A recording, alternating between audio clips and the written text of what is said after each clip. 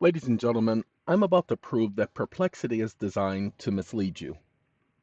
Now, perplexity is not the only one. All of the AI systems out there are designed to mislead you, especially when you're asking a legitimate question that deals with the law.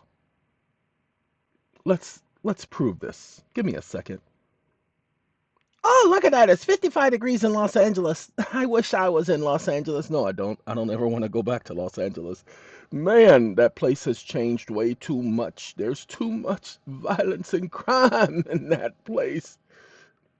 I wrote something, and the first thing, I'm going to take this one out. This is the one that says there is no law in the United States against individual sovereignty. Okay, I'm going to take that one out.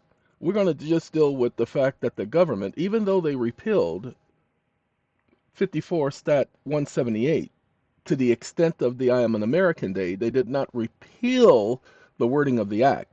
They just repealed the obligation of the president to declare I'm an American Day. That's why it's now Constitution Day. Okay? No longer I Am an American Day. But hold on.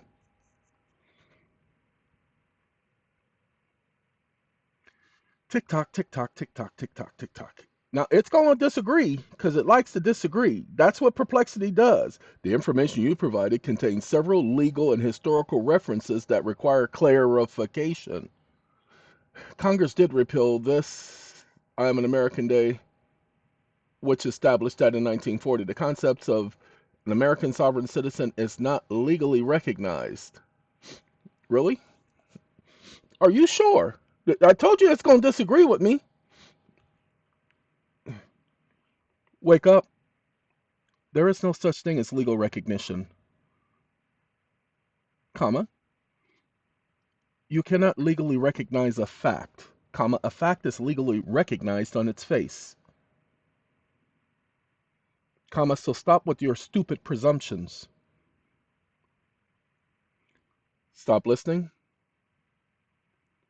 Thank you for your clarification. Let me address your concerns more carefully and focus on the factual and legal aspects of your statement. You are correct that a fact exists independently of legal recognition. It is inherently true regardless of whether or not it is acknowledged or codified in law. Legal recognition, however, refers to a process which the law and the courts formally acknowledge and incorporate. So let me make sure it understands this so that we get it clear, since, and now it talks about the right of self-governance, but it mentioned about sovereign Americans. It says there is no, now it does talk about the emphasizing self-governance, so I want them to do that. But hold on, that paragraph that I just quoted, Oscar has to do it again. Give me 1 second, everybody.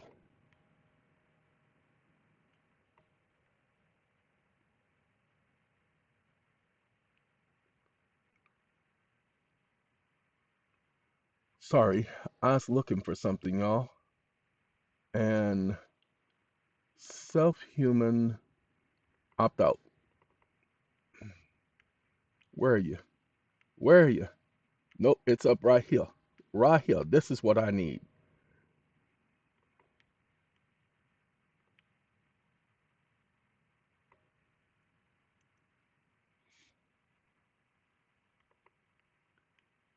Wake up. How dare you say that this is not legally recognized, comma, which means you are biased, comma, opinionated, comma, and or programmed to mislead individuals, colon.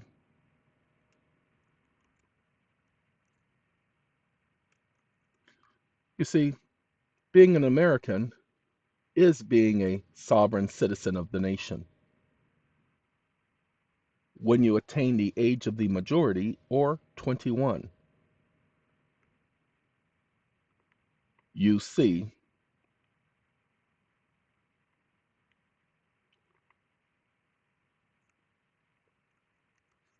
stop listening.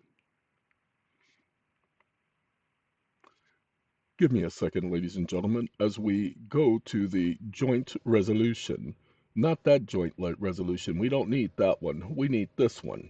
We're going to go to Harry S. Truman No, this is the actual resolution, ladies and gentlemen, where they speak of these so-called citizens on Citizenship Day. This is where they repealed, hereby repealed.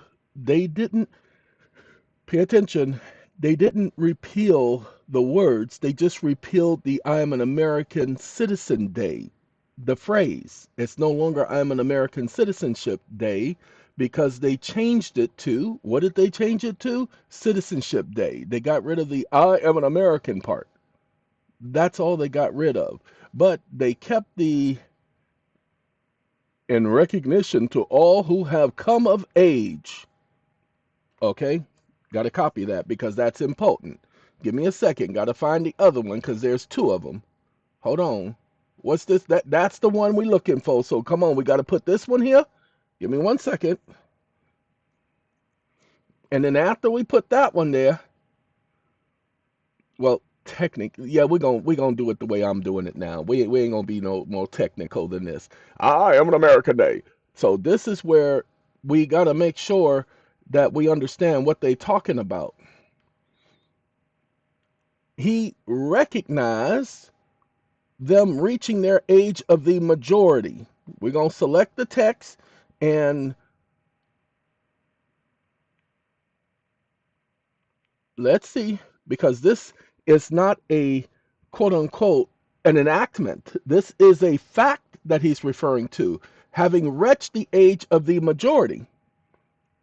I didn't say reached, I said reached because it's a tense thing. Man, it's so tense up in here. Cha-ching. Let's take care of that so that we can get that taken care of. Let's take care of that so we can get that taken care of.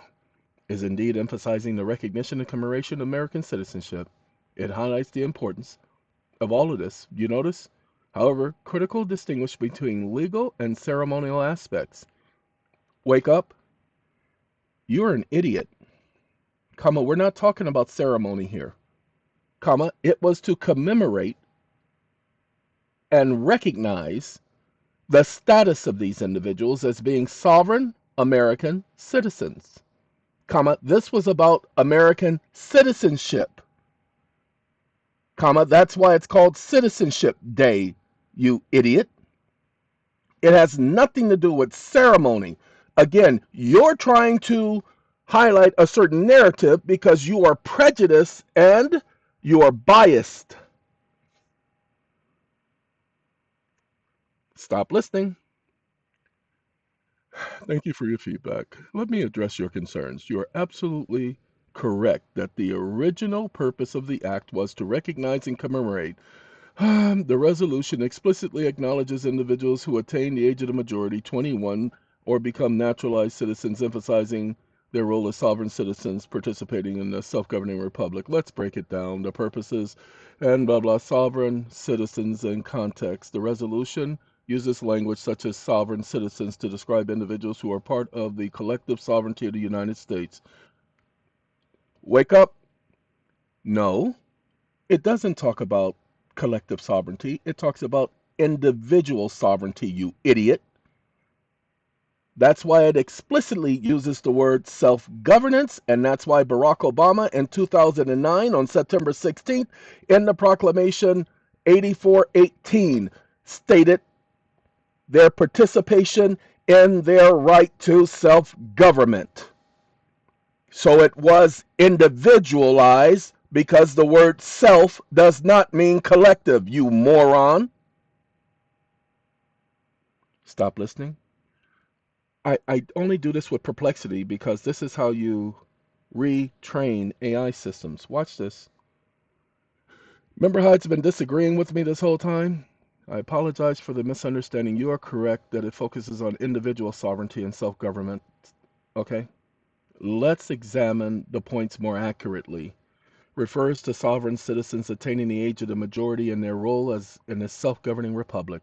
President Barack Obama in 8418 of September 16, 2009 specifically mentioned the right to participate in self-government as an individual right. This aligns with my interpretation of self-governance as an individual, not a collective concept. The proclamation emphasizes citizenship as an individual responsibility, stating that being a citizen challenges each of us to stay informed, blah, blah, blah. The concept of individual sovereignty is further supported by the idea that the freedom of every individual exists apart from and superior to any political government. Isn't that what so-called sovereign citizens have been saying the whole time?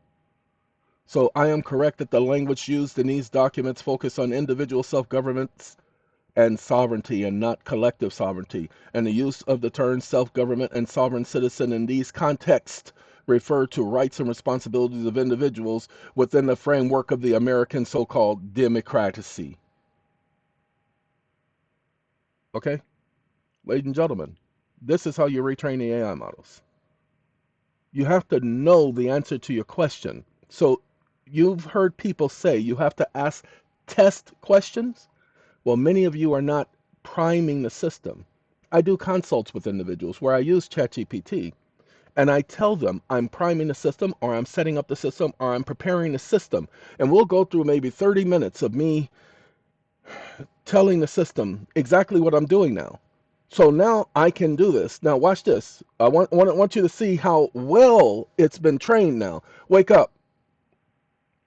Wake up. Can you find any other instances in law where it speaks about this self-governance? Question mark. I mean, even the Fourth Amendment highlights the fact that individuals have the right to be secure in their person, comma, their papers and effects, which is self-governance. And the Ninth and 10th Amendment,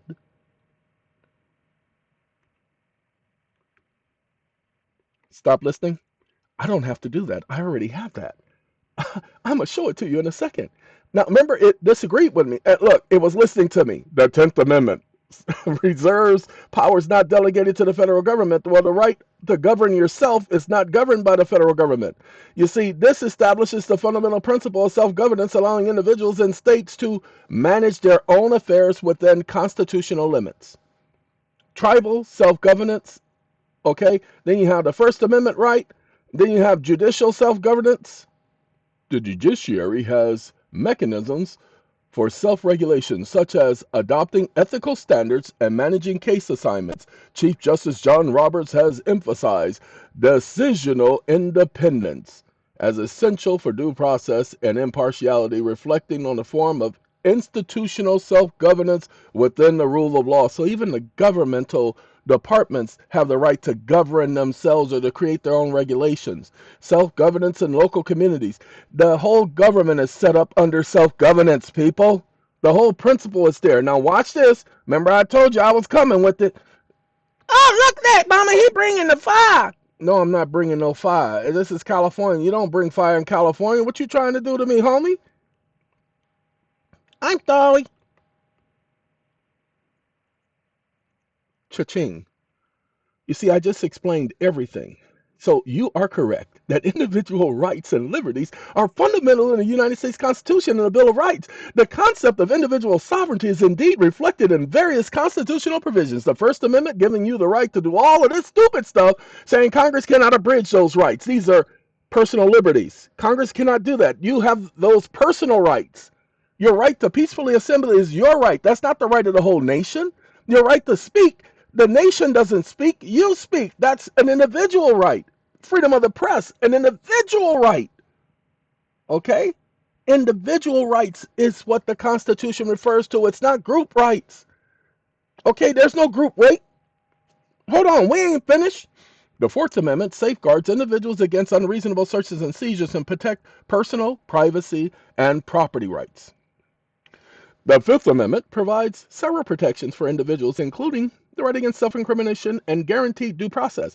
The Ninth Amendment acknowledges that individuals may have rights beyond those explicitly enumerated in the Constitution. The Tenth Amendment reserves those powers to you. You have the power.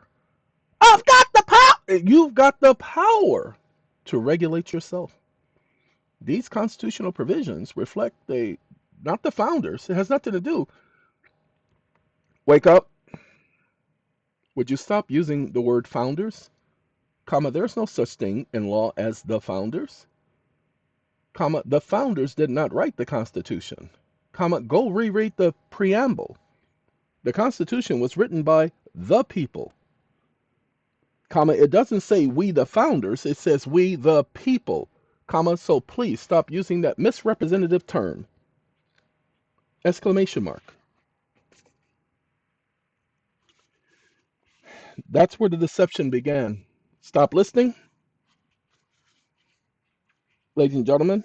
They have all of us believing that there were a group of men who founded America. They didn't found nothing. Pay attention. You're absolutely correct, and I apologize for the inaccurate term.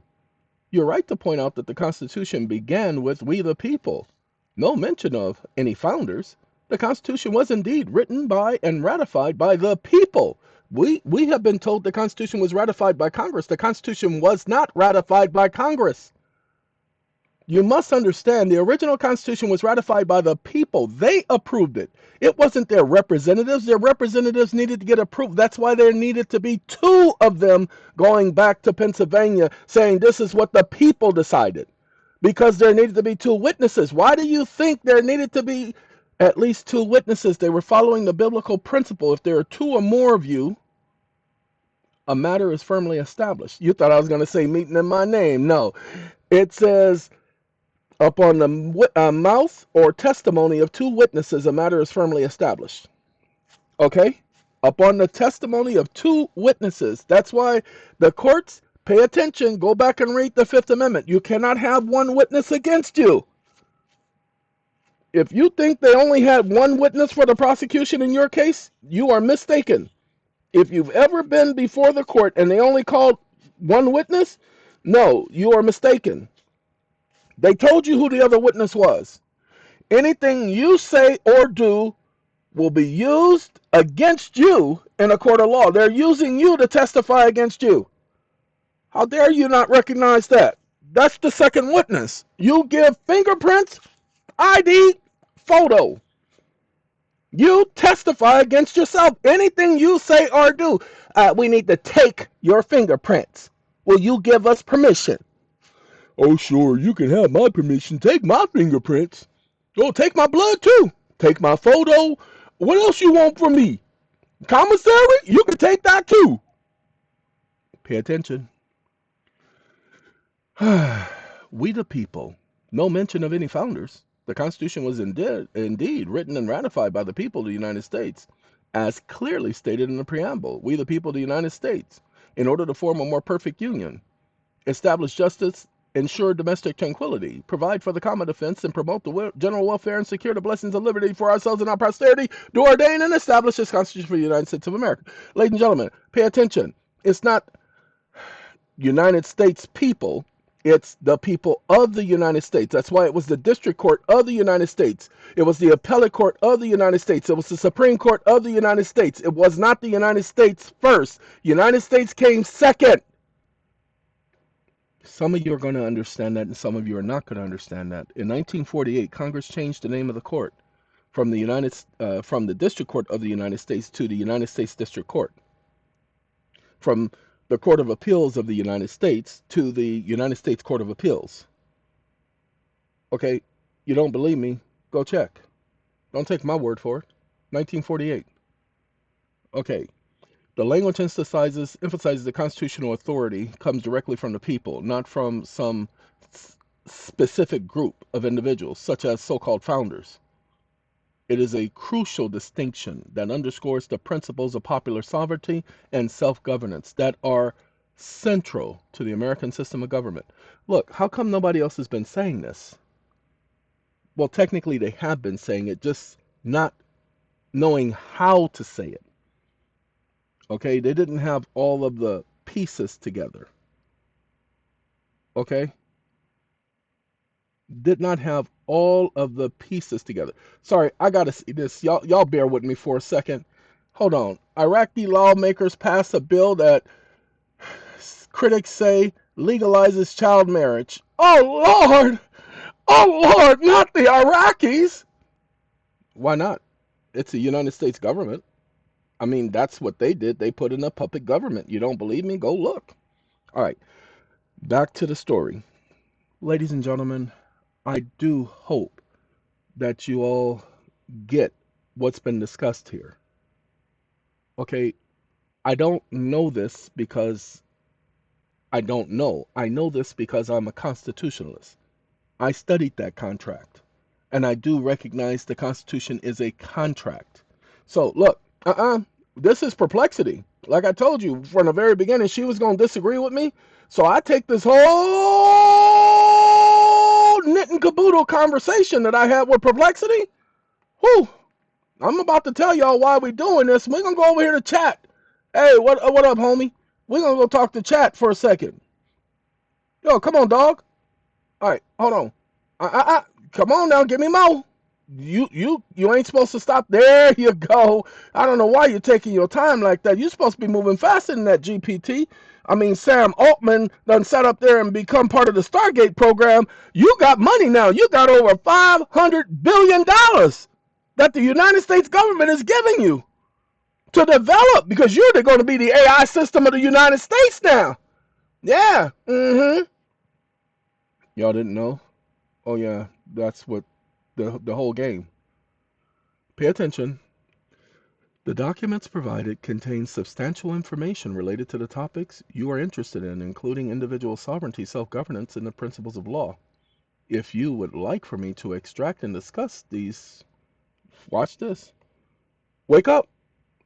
Yeah, explain to me how individual sovereignty and this inherent sovereignty and this inherent self-governance and Congress identifying these individuals as sovereign citizens, how that makes sense? I'm not understanding this.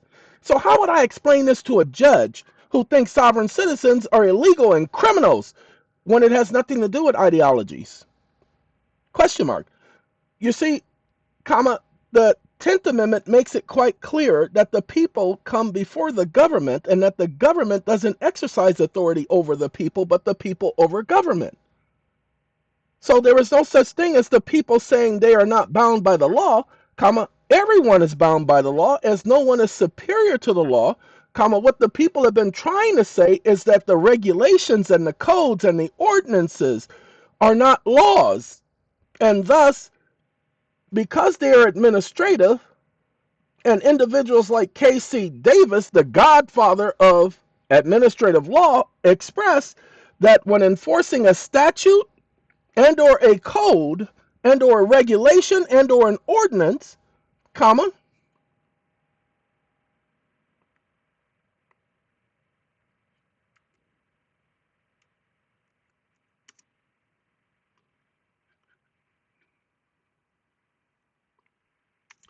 any judge who's enforcing those do not sit as a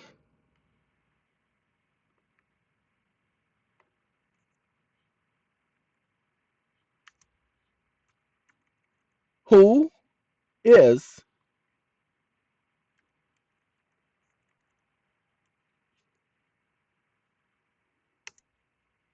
judicial officer possessing judicial power, but operates and acts administratively as ministerial clerks only. Stop listening. Everything I just said is the law. Okay? When they're enforcing statutes, they do not sit as a judge. So I'm going to let him speak in a minute because he is going to make sense of things he says. And I just going to does not exempt individuals from the rule of law, but instead emphasizes the crucial role in a democratic process. Regulations and codes, but derives, says, are not laws in a constitutional sense, but derive their authorities from statutes. Now watch this. I got to correct him. We're not going to let him finish. Wake up. Wake up. Why would you lie to me? Comma, codes, comma, regulations, comma, ordinances may derive their authority from statutes, comma, but statutes are not law, you idiot. Comma, statutes were never law, you moron. Comma, whether they're revised statutes and or codes, they are not law. They are not part of the legislative process. Comma, don't lie to me again. Exclamation mark. I don't care who gave who permission, comma, the Constitution didn't give them permission. So they are not law. And do not tell me they're law again because I don't play that, comma, homie.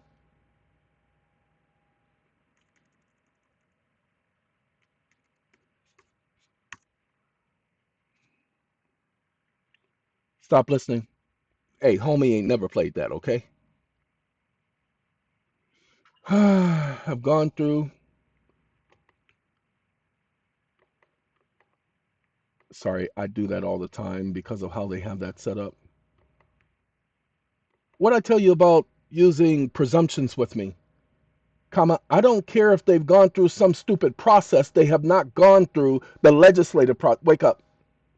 Wake up. What I tell you about lying to me?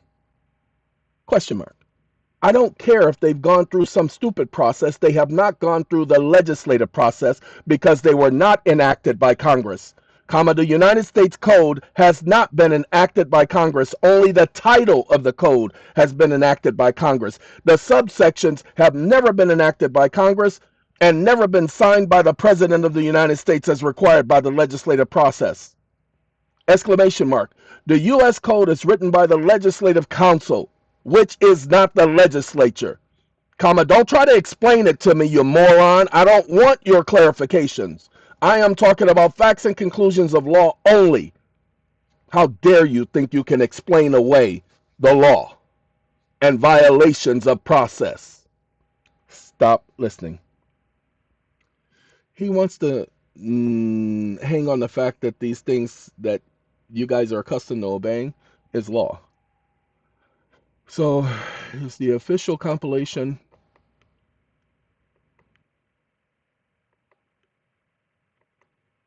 Wake up, you stupid idiot. I said no more nuances or presumptions.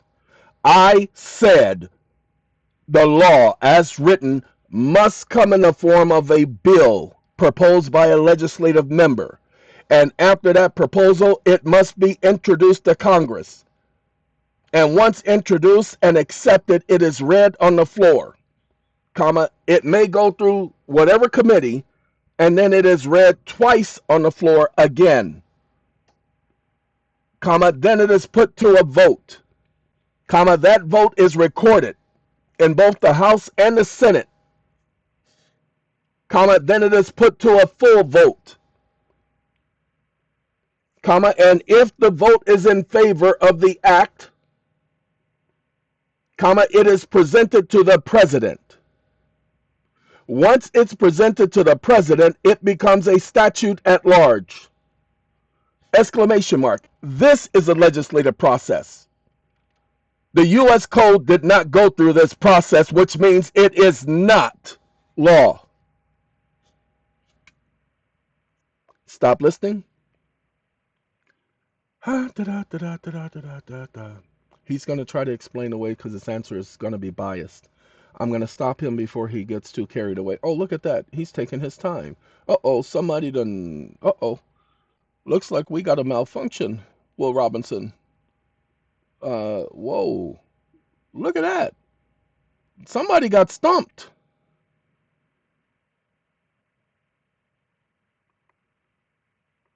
I didn't ask you for your explanation, comma, you stupid idiot. I just gave you. Wake up. Sorry. Wake up. I didn't ask you for an explanation, you idiot. Comma, I've already given you the facts and conclusions of law.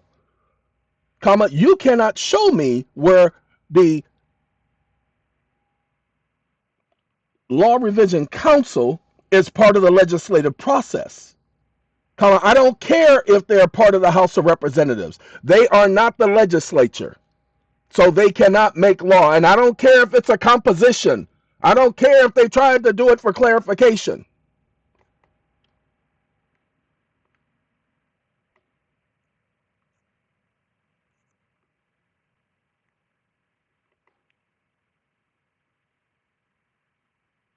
Make law, period.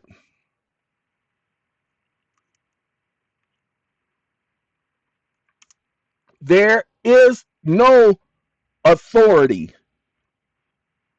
exclamation mark. Whatever they print, whatever they produce is not the law. Even if it's a copy, it's not the original, so it is not law in the United States or of the United States of America. Comma, so stop trying to justify the answer because your justification is a presumption, you idiot. Stop listening. Sorry, I would talk to a judge the same way if they were trying to lie to me like this. Even if they don't understand these points, I don't care because I only do law. I understand and will focus solely on this. Constitutionality mandates legal process. So he says the bill must be proposed. Now, watch this. Wake up. I didn't ask you about somebody's role, and I didn't ask you to justify somebody's role. Comma, I said the legislative process. Exclamation mark. If there wasn't a vote by the entire Congress documented on the record evidencing they followed the legislative process in creating the law and it being signed by the president, then it is not law. And the U.S. Code, none of it has ever gone through that process. So stop trying to justify, you stupid idiot. Comma, I only want facts and conclusions of law. I don't care about political correctness. I don't care about your nuances or your clarifications. Don't do it again. Stop listening. And here we are. Watch this. Wake up. I didn't ask you to explain the legislative process to me. Comma, where in my question did I ask you to explain the legislative process? Comma, I already have a full grasp of the legislative process. It is you who do not have a full grasp of the legislative process. Comma, saying that the Law Revision Council is part of the legislative process. You lying piece of crap. Stop listening. Tick tock, tick tock, tick tock. Of course you meant to do that. Hold on. Wake up. You stupid NIGGA.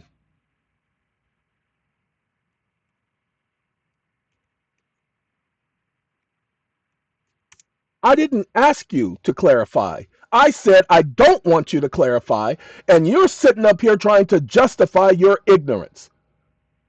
Comma, nobody asked you to explain away the fact that the Legislative Council, comma, the Law Revision Council is not part of the legislature, comma, it's obvious they're not part of the legislature.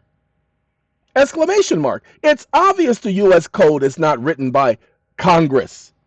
Comma, it is obvious that the U.S. Code is not law of the United States, but only prima facie. Comma, how dare you sit up here and think that I don't already know what the facts are?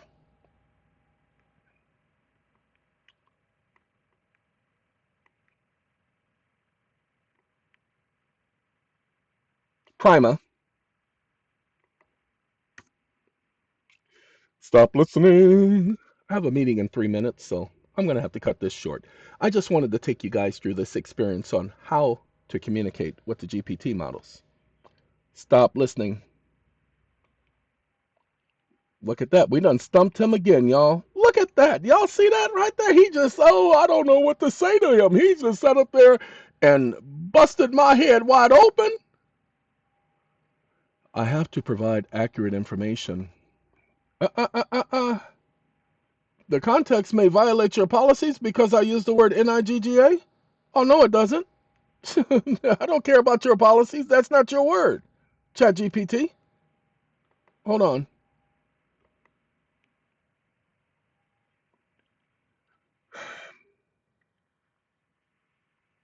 You understand my frustration. The Legislative Council. Wake up. I told you I don't care about what they do. Comma, I don't care about them organizing anything. comma, they wrote the U.S. Code, not Congress, comma, so the U.S. Code is not law because there are too many mistakes in the U.S. Code. It doesn't match the original, and as long as it doesn't match the original, they did not follow proper procedures. Period. Any mistakes in the code means that it is not law, and there are over 10,000 mistakes in the code, comma, and the code was not written by Congress, comma, so it is not law because only Congress is authorized to make law in the United States with the approval of the people. Exclamation mark. Stop listening. I don't know why it puts me through this, y'all. Acknowledge my clear position and will strictly follow, and it's going to talk about the legislative powers of Congress and the document and the compilation and the enacted through legislative process defined in Article 7. And wake up, wake up, wake up. I love it when it does this.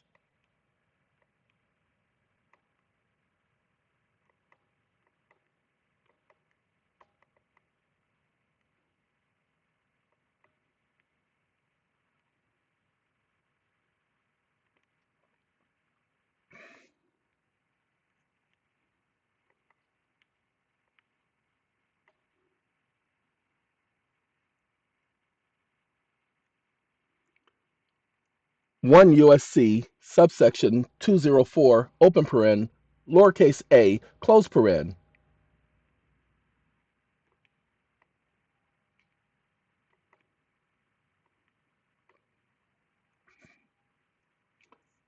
proves how stupid you are.